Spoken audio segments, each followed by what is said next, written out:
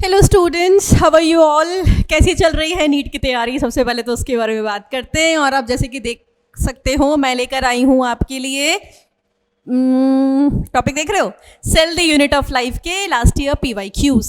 जैसे कि आपको पता है बंसल क्लासेस पर हम लेकर आ रहे हैं आपके लिए, चल रही है लगातार PYQ series for last 5 years। तो इसी सीरीज में आगे बढ़ते हुए myself here Rishi Gaur, faculty of biology, आपके लिए लेकर आई हैं questions from the chapter cell the unit of life. Chapter बड़ा अच्छा है, मैं ये नहीं कहूँगी आसान है, क्योंकि स्टूडेंट्स, मैं जब भी कहती हूँ कि चैप्टर आसान है, students comes to me and they say ma'am आप तो इतने साल से पढ़ा रहे हो इसलिए आसान लगता है, हमको ये चैप्टर बिल्कुल आसान नहीं लगता है। बट एक्चुअल में स्टूडेंट्स, मैं बात करूँ कि मैं जब पढ़ती थी तब भी मुझे ये लगता था कि इस चैप्टर में से बहुत डायरेक्ट क्वेश्चंस फ्रेम होते हैं, ना ही ये चैप्टर, ये पूरा का पूरा unit including biomolecules and cell division, जो cell cycle and cell division है, क्वेश्चंस बहुत अच्छे फ्रेम होते हैं। लास्ट कुछ ईयर से बहुत सारे क्वेश्चंस फ्रेम हो रहे हैं। ओके चलो तो इसके क्वेश्चन सॉल्व करते हैं बिना टाइम वेस्ट किए हुए। ओके सो मैक्सिमम मैं कम से कम टाइम लूंगी और कम से कम टाइम में अप्रोच बताऊंगी आपको कि किस तरह से इनके क्वेश्चंस को डील करना है।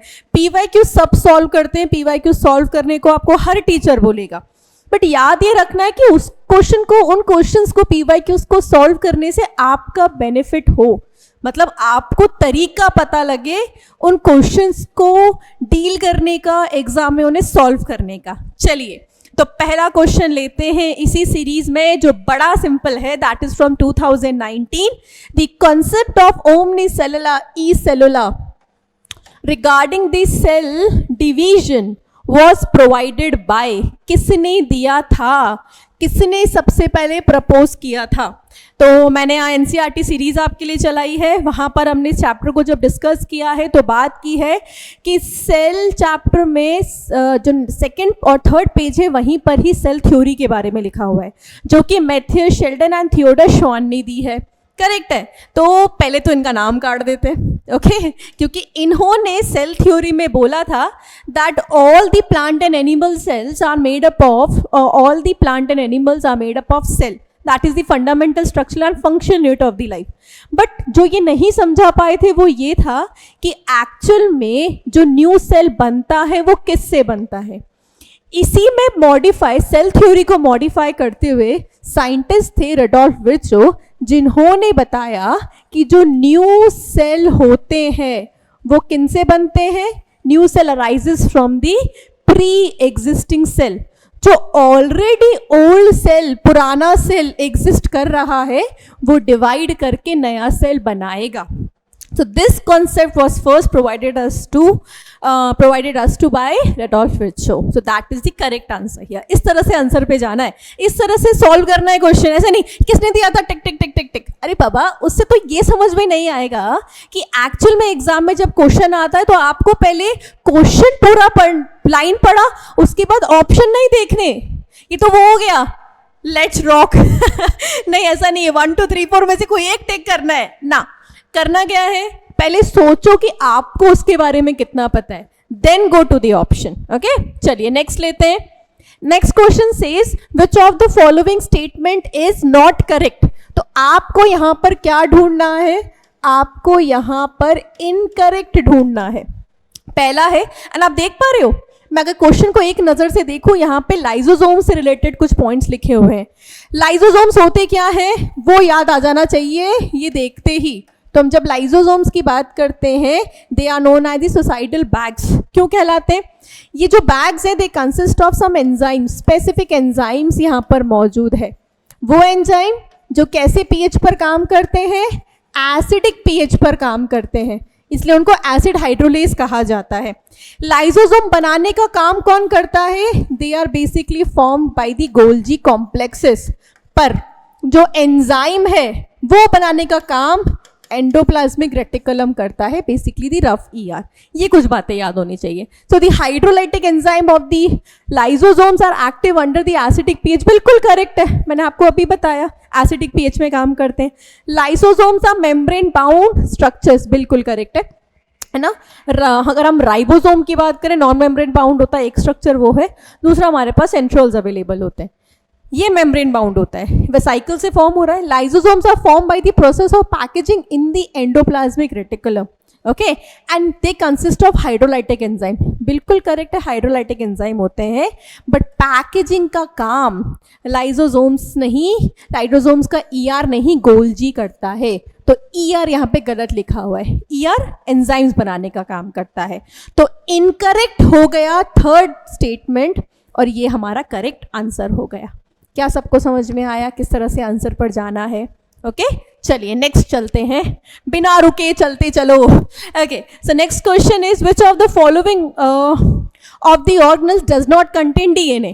तो सिंपल पूछा है कि इनमें से किस में genetic content, genetic information, genetic material नहीं मिलता। जेनेटिक मटेरियल बेसिकली मददगार साबित होता है न्यू सेल्स के फॉर्मेशन के लिए, information getting transferred from one cell to the other cell और from one generation to the other generation. अब पहला ऑप्शन देखो, वहां पे क्लोरोप्लास्ट है। दूसरा ऑप्शन देखो, यहाँ पर लाइसोसोम और वैक्यूल है। यहाँ पे न्यूक्लियर एनवेलप और माइटोकॉन्ड्रिया, और यहाँ पे माइटोकॉन्ड्रिया है। बेसिकली जब मैं क्लोरोप्लास्ट की बात कर रही हूँ या माइटोकॉन्ड्रिया की बात कर रही हूँ, ये दोनों कहलाते हैं सेमी ऑटोनॉमस सेल ऑर्गेनेल्स। क्यों है semi autonomous? Because they contain the genetic material of their own. Okay, point to notice, ऐसा कुछ वैक्यूल में नहीं होता, ऐसा कुछ लाइसोसोम में नहीं होता। ठीक है, ये आंसर नहीं हो सकता क्योंकि वहाँ क्लोरोप्लास्ट है ऑप्शन में, डज नॉट कंटेन्स का कॉम्बिनेशन देखना है। सो आपके लिए सही आंसर आ जाएगा लाइसोसोम और वैक्यूल। इनका खुद का कोई जेनेटिक मटेरियल नहीं है, इनकी एक्टिविटी गवर्न न्यूक्लियस ही करता है। जबकि क्लोरोप्लास्ट और माइटोकॉन्ड्रिया सेमी ऑटोनॉमस है, कुछ एक्टिविटीज खुद से कंट्रोल हो सकती है, मतलब कुछ इंपॉर्टेंट प्रोटीन्स खुद बना सकते हैं, बाकी के लिए तो न्यूक्लियस पर फॉर श्योर डिपेंड करेंगे। Next is shorter and the longer arm of the submetas. अभी सबमेटासेंट्रिक क्या है? जब हम क्रोमोसोम को देखते हैं तो according to the position of the centromere decide होता है कि बेसिकली मतलब सेंट्रोसोम की पोजीशन की बेसिस पर डिसाइड होता है कि किस तरह का क्रोमोसोम है। तो अगर ये कहलाता है पी आर्म और ये कहलाता है q arm. Okay, p arm is shorter and q arm is long when it comes to chromosome. Okay, submetacentric जब एक आर्म छोटा हो, है ना, थोड़ा सा टर्मिनल की तरफ हो, थोड़ा सा टर्मिनल की तरफ, इक्वल ना हो, इक्वल होगा तो मेटासेंट्रिक होगा। तो सबमेटासेंट्रिक बेसिकली दोनों जो आर्म्स है वो they are exactly not equal to each other. तो क्या है, छोटा वाला आर्म पी आर्म कहलाता है, बड़ा वाला आर्म क्यू आर्म कहलाता है। ओके, चलिए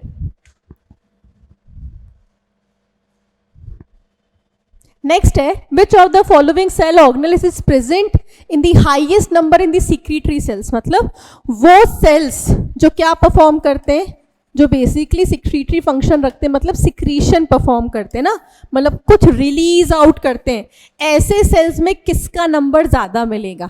उनका नंबर ज़्यादा मिलेगा जो सिक्रीशन में पार्टिसिपेट करते हैं। और दिए गए ऑप्शंस में से ये हमारे गोल्जी कॉम्प्लेक्स हैं जिनका काम है क्या करने का, स्टैक लाइक स्ट्रक्चर्स होते हैं, करेक्ट है, कुछ इस तरह से बनाते हैं stack like structures. Basically modification of जो भी प्रोटीन और लिपिड्स आते हैं ईआर से उनका मॉडिफिकेशन करते हैं, मतलब ग्लाइकोसाइलेशन एंड ग्लाइकोसिडेशन। तो इसको अच्छे से लिखते हैं, मेरा सी गड़बड़ हो गया, एक मिनट बस, ज़रा एक सेकंड रुका जाए एंड वापस से सही से लिखा जाए। जल्दबाजी के काम कभी कभार गड़बड़ हो जाते हैं, सही है। तो ग्लाइकोलिपिड्स के फॉर्मेशन और ग्लाइको प्रोटीन्स के फॉर्मेशन के लिए कौन जाना जाता है? गोल्जी कॉम्प्लेक्सेस जाने जाते हैं। सो दे आर, जो भी, जैसे कि एग्जाम्पल के लिए हम स्पर्म की बात करें, स्पर्म में मौजूद एक्रोजोम जो केमिकल सिक्रीट करते हैं, एंजाइमेटिक सिक्रीशन करते हैं, there also they are modified Golgi complexes, correct है। So that is the correct answer here. चलिए नेक्स्ट पर चला जाए। नेक्स्ट है which of the following nucleic acid is present in the organism having 70S ribosome. चलो, तो शुरुआत की है यहाँ पे क्वेश्चन की 70S राइबोसोम से। हम जब राइबोसोम्स के बारे में बात करें, there are two type of ribosomes found, एक है 70S और दूसरा होता है 80S। कहाँ मिलते हैं भाई? वहीं से आंसर आ जाएगा। तो 70S ribosome is majorly found in the prokaryotes. कहाँ मिलता है? प्रोकैरियोट्स में या प्रोकैरियोटिक सेल में। मतलब एनसीईआरटी के हिसाब से क्या है प्रोकैरियोट्स? बैक्टीरिया की बात कर लो, 70s, smaller unit 30s, larger unit 50s। तो पॉइंट टू बी नोटेड, पूछा है इनमें न्यूक्लिक एसिड कैसा मिलता है, single stranded DNA with protein coat नहीं है ना, double stranded circular naked DNA, double stranded circular enclosed in the nuclear envelope, prokaryotes में न्यूक्लियर एनवेलप नहीं होती है, circular DNA with histone protein no. So the answer will be histone protein नहीं है, non histone double stranded circular naked DNA होता है। ठीक है, इसके साथ साथ एनसीईआरटी में पढ़ा था हमने, एक्स्ट्रा क्रोमोसोमल डीएनए भी मिलता है other than the genetic component, that is the plasmid. Correct है, वेरी इंपॉर्टेंट क्वेश्चन। चलो नेक्स्ट है, non membranous nucleoplasmic structure in nucleus as the site of active synthesis of protein. No active, अच्छा okay, non membranous nucleoplasmic structure in nucleus are the site of, ये पूछा है कि जो nucleoplasm होता है ना, हम न्यूक्लियस की बात कर रहे हैं, न्यूक्लियस के अंदर जो न्यूक्लियोप्लाज्म होता है इसमें एक स्ट्रक्चर मिलता है जिसमें भी मेम्ब्रेन नहीं होती। ओके, किस में इन्वॉल्व होता है, तो ये जो स्ट्रक्चर है ना ये न्यूक्लियोलस होता है, और ये न्यूक्लियोलस क्या बनाता है, ये पार्टिसिपेट राइबोसोमा की जो स्ट्रक्चर होता है दैट इज न्यूक्लियोलस, जो राइबोसोम फॉर्मेशन में पार्टिसिपेट करता है। सो बेसिकली किसका एक्टिव सिंथेसिस करता है, राइबोसोम बनाने वाले, that is ribosomal RNA. So answer will B RNA का फॉर्मेशन करता है ये। ओके, चलो नेक्स्ट पर चलते हैं। नेक्स्ट बहुत सिंपल क्वेश्चन है, मैच द कॉलम तो छोड़ना ही नहीं है, ये सबसे ज्यादा मार्क्स देने होंगे। If I am not wrong, last year के पेपर में मैच द कॉलम भर भर कर आए थे, आइदर इट्स बॉटनी और ज़ूलॉजी। सो बात करें मैच द कॉलम की, पहला क्वेश्चन कॉलम देखो, गोल्जी अपैरेटस क्या करते हैं, लाइसोसोम्स क्या करते हैं, वेहिकल और राइबोसोम पूछा हुआ है। गोल्जी अपैरेटस देखो पहले दिख जाएगा, अभी बताया था, मॉडिफिकेशन का काम, so formation of glycoproteins and glycolipids. Lysosomes they क्या करते हैं, देखो एक है synthesis of protein, trapping waste and excretive product, digesting the biomolecules, basically ये डाइजेशन का काम करते हैं। ठीक, वैक्यूल ट्रैप करते हैं, स्टोर करते हैं, and ribosome synthesis of the proteins. जरा चेक करो, ए विल गो विथ थर्ड, दोनों में जा रहा है, इनमें नहीं जा रहा, ये ऑप्शन मुझे आगे देखने नहीं है।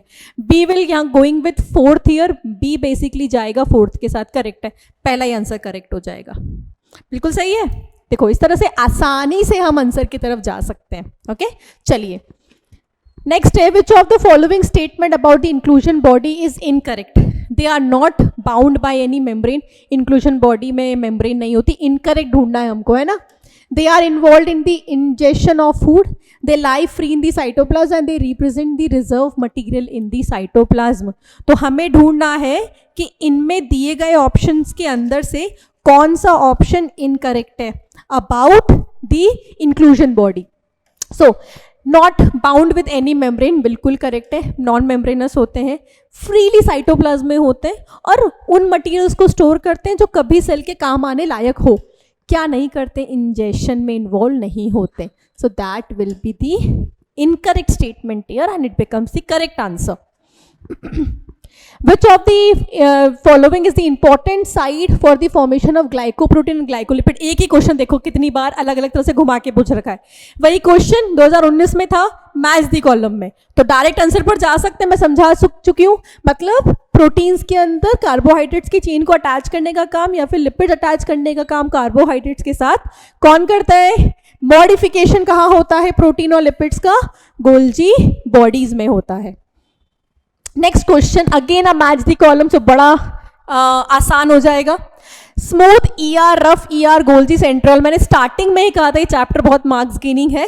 सो स्मूथ ईआर का काम क्या होता है, क्योंकि सरफेस पे राइबोसोम नहीं है तो चलो हम लिपिड सिंथेसाइज कर लेते हैं, लिपिड सिंथेसाइजिंग रेटिकुलम बन जाते हैं। रफ ईआर, हमारी सरफेस पे राइबोसोम है, हम तो प्रोटीन सिंथेसाइज करेंगे।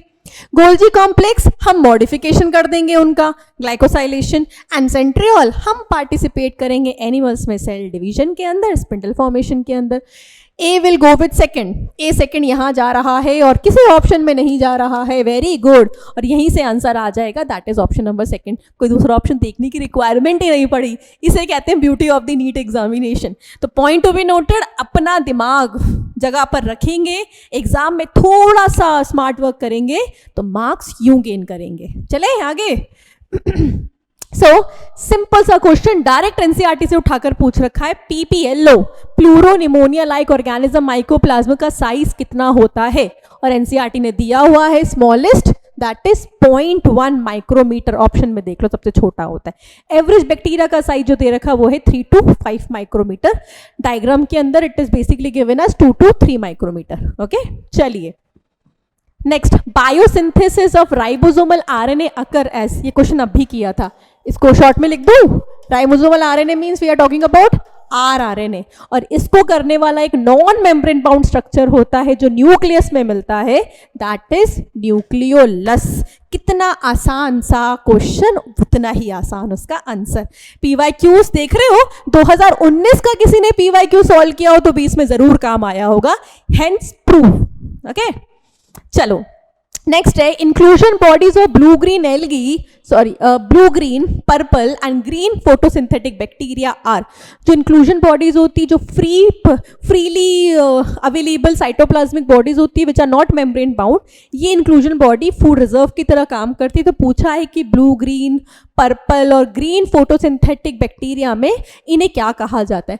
क्वांटिटाइल वैक्यूल तो बिल्कुल नहीं कहा जाता है ना, that is for basically osmo regulation, amoeba में है, प्रोटिस्ट में है। सेंट्रियोल भी नहीं कहा जाता। माइक्रोट्यूब्यूल साइटोस्केलेटन के पार्ट है। सो इकलौता जो बचता है, अगर पता भी ना हो तो ऐसे भी आंसर आ सकता है।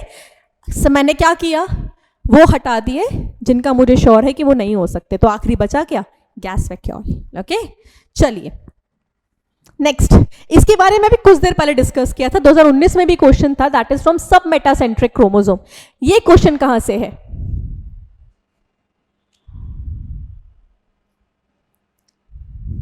ओके चलो, तो ये क्वेश्चन कहां से है, this question is from when the centromere, मैंने आपको बताया था कि सेंट्रोमियर की पोजीशन के बेसिस पर डिसाइड होता है, सेंट्रोमियर की पोजीशन के बेसिस पर कि किस तरह का क्रोमोसोम है।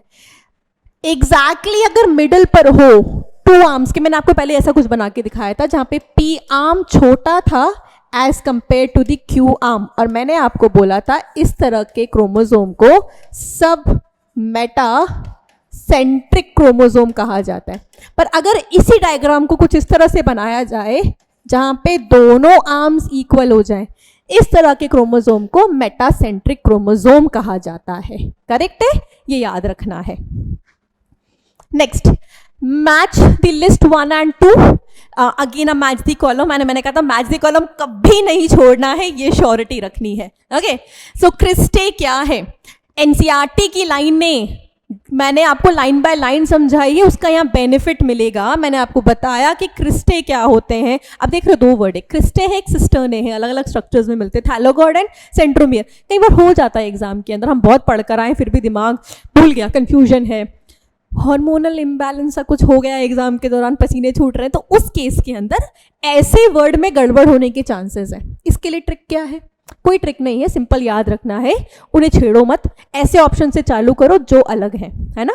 होता है, कई बार होता है, नेफ्रॉन न्यूरॉन है ना, पूछा था नेफ्रॉन, लिख न्यूरॉन के बारे में आए, सबके साथ ऐसा होता है, मेरे साथ भी बोर्ड एग्जाम में ऐसा हुआ है। अब इधर देखो, मैं थाइलोकॉर्ड से उठा रही हूँ। थाइलोकॉर्ड क्या है, थाइलोकॉर्ड क्लोरोप्लास्ट में मिलते हैं, मतलब प्लास्टिड्स के अंदर मिलते हैं, तो मुझे तो डायरेक्ट आंसर आ गया, flattened membrane sac in the stroma of plastids. Then centromere, कोई तीनों सीसीसी लिखे हुए, अब एक सेंट्रोमियर उठा लेते हैं। Centromere is basically found on the primary constriction in the chromosomes. अब एक क्रिस्टे है और एक सिस्टर्ने है, ठीक है। बेसिकली कहां पर मैच आएगा क्रिस्टे और सिस्टर्ने का, जब हम बात कर रहे हैं, देख रहे हो, एक है infoldings of the chromosome, sorry infoldings of the mitochondria, और दूसरे है disc shape sacs of the Golgi apparatus. तो बेसिकली ये सिस्टर्नेज होते हैं विच आर ER और गोल्जी के कुछ टैक्स लाइक स्ट्रक्चर्स है ना, ये इनकी बात की जा रही है, ठीक है। क्रिस्टी बेसिकली क्या है, तो माइटोकॉन्ड्रिया की इनर मेम्ब्रेन खुद को अंदर की तरफ प्रोट्यूट कर लेती है, ठीक है, इन्हीं को क्रिस्टी कहा जाता है। So that is with third year. तो मार्क करो कहाँ पर आएगा, ए विल गो विथ थर्ड, एक ही ऑप्शन है। मिल गया आंसर, चेक कर लो कोई डाउट हो तो। A will go with third, B will go with, B कहाँ गया, हाँ B will go with fourth, सही आ रहा है, हाँ बिल्कुल, वेरी गुड। तो इस तरह से हमें आंसर्स की तरफ बढ़ना है, हो जाता है एग्जाम में, याद रखना हमेशा। नेक्स्ट क्वेश्चन है, इनमें से कौन सा ऑप्शन इनकरेक्ट गिवन है। Mature sieve tube elements possess, ये भी एग्जैक्ट एनसीईआरटी की लाइनें उठाई हुई हैं। जो सीव ट्यूब होती हैं उनके पास nucleus possesses a conspicuous nucleus and usually cytoplasmic organelle. क्या सीव ट्यूब्स के पास होता है न्यूक्लियस, ये पूछा गया है। Micro bodies are present in both plants and animals. Perinuclear space form a barrier between the material present inside the nucleus and that of the cytoplasm, and nuclear pore acts as a passage for protein and RNA molecule in both the direction। हमें incorrect ढूंढना है, तो last वाले से उठाती हूँ, ये बिल्कुल करेक्ट स्टेटमेंट है कि जो न्यूक्लियर मेम्ब्रेन होती है उसमें बीच बीच में क्या मिलते हैं, पोर मिलते हैं, जिसके थ्रू क्या हो सके, एग्जैक्ट एनसीईआरटी की लाइन है, ताकि ट्रांसपोर्ट ऑफ मटीरियल हो सके। ठीक है, ये करेक्ट है, ये आंसर नहीं आएगा। ऊपर देखो, पेरीन्यूक्लियर स्पेस के बारे में बोला गया है। Perinuclear space forms a barrier between the present material present. जो पेरीन्यूक्लियर स्पेस होती है ना, न्यूक्लियस के आसपास जो होती है, वो क्या बैरियर बनाती है साइटोप्लाज्म और न्यूक्लियस के मटेरियल के बीच में, ये पूछा गया है। तो point to be noted, this is also exactly correct here. Micro bodies are present in both plants and animals, क्या दोनों में मिलती है, करेक्ट है ना। पैरोक्सिसोम्स की बात करो, ग्लाइऑक्सिसोम्स की बात करो, मिलती है। बॉडीज पैरोक्सिसोम दोनों में मिलती है, हमने डायग्राम में भी देख रखा है। मैच्योर सीव ट्यूब्स के अंदर क्या न्यूक्लियस होता है, क्या आंसर आ गया। कुछ देर पहले मैंने आपसे सवाल भी किया था, आरबीसीज हो गई, सीव ट्यूब्स हो गई, इनमें नहीं मिलता है। So this is incorrect and becomes the correct answer here. Okay, चलो, the organelles that are included in the endomembrane system are, कौन कौन से जो एंडोमेम्ब्रेन सिस्टम का पार्ट है। सो फ्रॉम द न्यूक्लियस क्या हो जाता है, न्यूक्लियस की आउटर बाउंड्री से ही ईआर बनना शुरू हो जाते हैं, करेक्ट है। जिन ईआर की सरफेसेस के ऊपर राइबोसोम्स मिलते हैं, those are known as the rough endoplasmic reticulum. जिन पे नहीं मिलते वो स्मूथ है। इनके आगे सैक लाइक स्ट्रक्चर्स जो मिलते हैं, दे आर दी गोल्जी, ये बनाते हैं lysosomes and also the vacuoles, correct. And then comes the plasma membrane. Golgi को मार्क कर देते हैं। जरा देखो तो ऑप्शन में ईआर कहाँ है, पहले है। देन क्या माइटोकॉन्ड्रिया का काम होता है प्रोटीन सिंथेसिस के अंदर, मतलब इनकी मदद करने में, या क्लोरोप्लास्ट का काम, या माइटोकॉन्ड्रिया है, ये गलत हो गया। अगले में एंडोप्लाज्मिक रेटिकुलम, गोल्जी, वैक्यूल है, इसमें फिर माइटोकॉन्ड्रिया है और इसमें फिर माइटोकॉन्ड्रिया है। सो इकलौता ऑप्शन जब माइटोकॉन्ड्रिया नहीं है वो सेकंड हो जाएगा। And here comes the answer, endomembrane system जो प्रोटीन और लिपिड सिंथेसिस में, ओवरऑल बायोसिंथेसिस में पार्टिसिपेट कर रहे हैं। Next is again majestic column. आप देख रहे हो सेम ईयर के अंदर भी, मतलब अगर हम बात करें, हर साल क्वेश्चन आ रहा है, हर साल क्वेश्चन आ रहा है। 2019 मैंने दिखाया, सब मेटासेंट्रिक से हैं। 2020 में भी है, 21 में भी और 22 में भी अब क्वेश्चन है।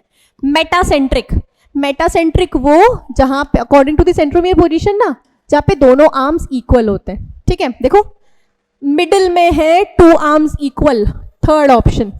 देन एक्रोसेंट्रिक, सब मेटासेंट्रिक पहले ले लेते हैं, जहाँ पे एक थोड़ा सा छोटा, एक थोड़ा बड़ा होगा। P and Q, slightly away from the middle, forming a shorter and a longer arm, हो गया। नेक्स्ट टीलोसेंट्रिक, जैसे कि T for telo, T for terminal, बचा क्या acrocentric, that is situated close to one and forming extremely short। okay, so जरा marking देखो, A will go with third, इसमें है, इनमें से किसी में नहीं है। देख रहे हो एक ऑप्शन से आंसर निकल रहे हैं ज्यादातर क्वेश्चंस के। A, B will go with first, C will go with fourth and D will go with correct, बिल्कुल सही मार्किंग की है। नेक्स्ट इज, हमें कुछ दो स्टेटमेंट गिवन है फॉर माइकोप्लाज्मा, ये पीपीएलओबी इनका फेवरेट है। Mycoplasma can pass through lesser than 1 micron filter size and mycoplasma is a bacteria with cell wall. क्या इसमें सेल वॉल होती है, ये बता दो। ये तो सही है, 0.1 माइक्रोन समथिंग अप्रोक्सीमेटली 0.1 इसकी साइज होती है, तो ये पास हो सकता है। बट इसमें सेल वॉल नहीं होती, विदाउट सेल वॉल होता है। पहला स्टेटमेंट सही है, दूसरा करेक्ट यहाँ पे नहीं है।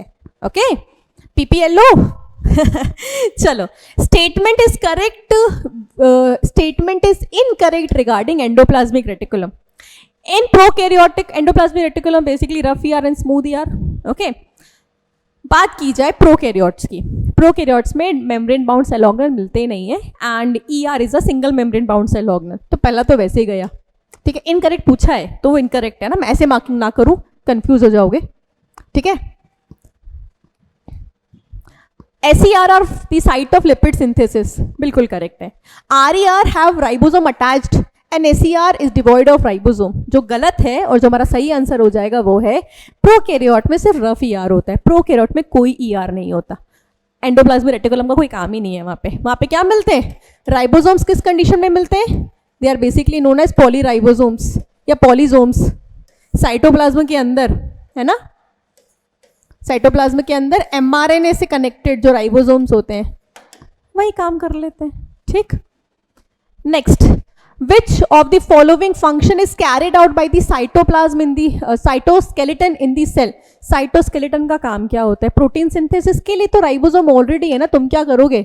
Motility, transportation and nuclear division. So cilia and flagella correct है. साइटोस्केलेटन के पार्ट्स किस में काम करते हैं? सीली नहीं, सीलिया है ना. किस में काम करते हैं? They participate in the motility. Okay, चलो नेक्स्ट है, which of the following is not considered as the part of endomembrane. Similar type of question. एक में पूछा गया था एंडोमेम्ब्रेन के पार्ट कौन है, नॉट दी पार्ट. तो कौन से नहीं है? ER है, ER है, गोल्जी है, और क्या कौन नहीं है? ये नहीं है, ये नहीं है, ये नहीं है. तो ये हमारे करेक्ट आंसर हो जाएंगे. AC and E only, they are not the part of the endomembrane system, ठीक है. Next, statements in bacteria the mesosomes are found. Bacteria के जो मेम्ब्रेन है वो खुद को इनर तरफ फोल्ड कर लेती है, एक्सटेंशन है प्लाज्मा मेम्ब्रेन के, बिल्कुल करेक्ट है. And the mesosomes in bacteria help in DNA replication and cell wall formation की दुनिया भर के काम है. उनमें से ये दो काम बिल्कुल करेक्ट है, DNA replication and cell wall formation. So both these statements provided to us are correct here. Okay. Next is, which of the following statements are correct regarding Golgi complex? It is the main important site for glycosylation, glycoprotein and glycolipids formation. बिल्कुल सही है. It produces the cellular energy in the form of ATP. ATP बनाता है क्या? तो power house कहलाता. हाँ. It modifies the protein synthesized by ribosomes. बिल्कुल. Facilitate the transport of the ions. ये तो सेल मेम्ब्रेन करेगी. And provide the mechanical support. क्या ये मैकेनिकल सपोर्ट प्रोवाइड करते हैं? इनका कोई काम है क्या मैकेनिकल सपोर्ट प्रोवाइड करने के अंदर? ये बताओ है या नहीं? क्या करेंगे मैकेनिकल सपोर्ट प्रोवाइड करके? ये साइटोस्केलेटन करता है. So answer will B A and C. So yes, they are important site for the formation of glycoprotein and glycolipids, and basically this is for the modification of the protein, glycosylation and glycosidation. So that is the correct answer for Golgi. Okay, so these are some important questions जो हमने discuss किए हैं. PYQs, इन PYQs देखो, कम PYQs लाने का format ये कि आपको बता सकें कि 2019 से रिलेटेड क्वेश्चन 2020 में भी पूछा जा रहा है ना. तो लास्ट ईयर PYQs भी बहुत इंपॉर्टेंट हो जाते हैं. So please check them out and study in the same format regarding them. Okay, so thank you for getting connected today. Channel subscribe करना मत भूलिएगा, Bansal classes NEET live. And point is कि channel subscribe करोगे तो उसका benefit ये कि लगातार जो PYQ सीरीज या NCERT एक्सपेंशन या जो कुछ भी कंटेंट आ रहा है उसका आपको नोटिफिकेशन आसानी से मिल पाएगा. So I will be signing out now. Will meet with the next chapter. Till then, bye, take care, and all the best for a NEET examination.